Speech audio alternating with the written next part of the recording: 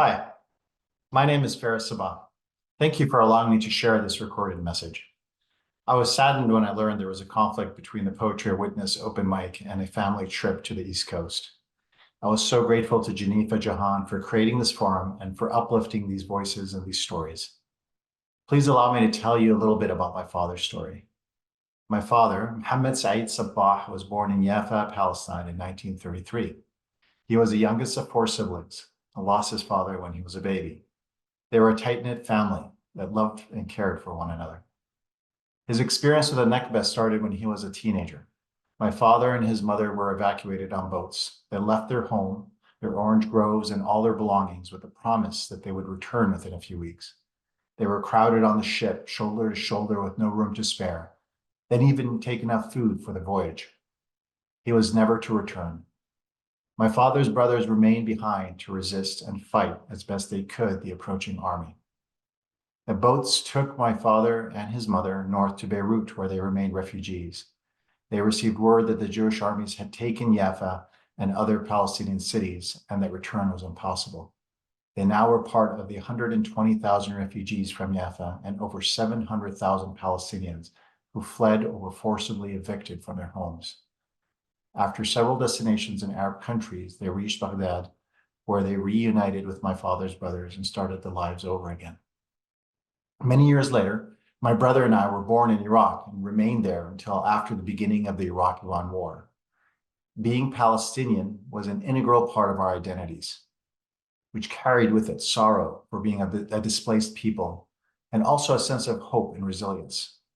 We left Iraq in 1981 and eventually found our way to my mother's homeland of Quito, Ecuador, where my father and his family once again started anew.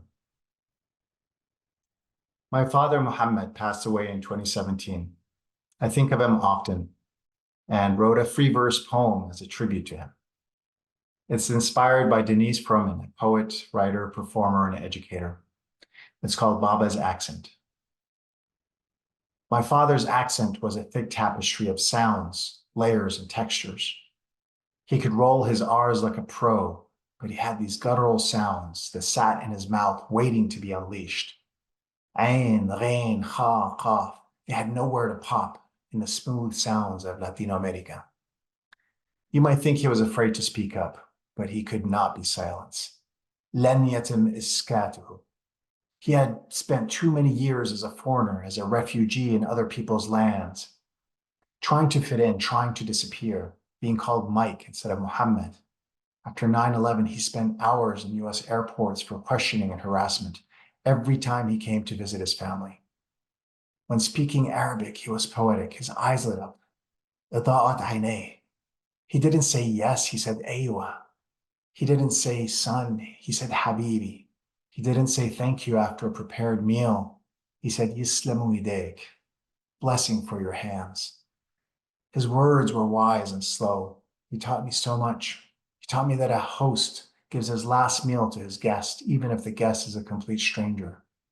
He passed on his loss and his sorrow, the longing of a displaced people, those who suffer for those who remain and experience unspeakable brutality.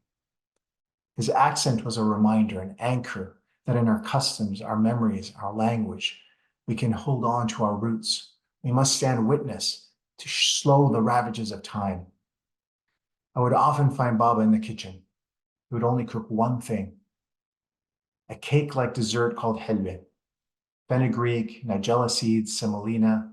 He was an artist perfecting his craft. I would pull up a chair and watch him in a trance making his masterpiece, hoping that watching and listening to him could help fix my fading, broken Arabic. His accent is a tribute to his spirit, like the millions of displaced Palestinians, when everything has been taken from you, to stand proud of who you are and never forget. My father's accent was an unwavering landmark, pointing him towards home. Thank you for allowing me to share a little bit about my father's story.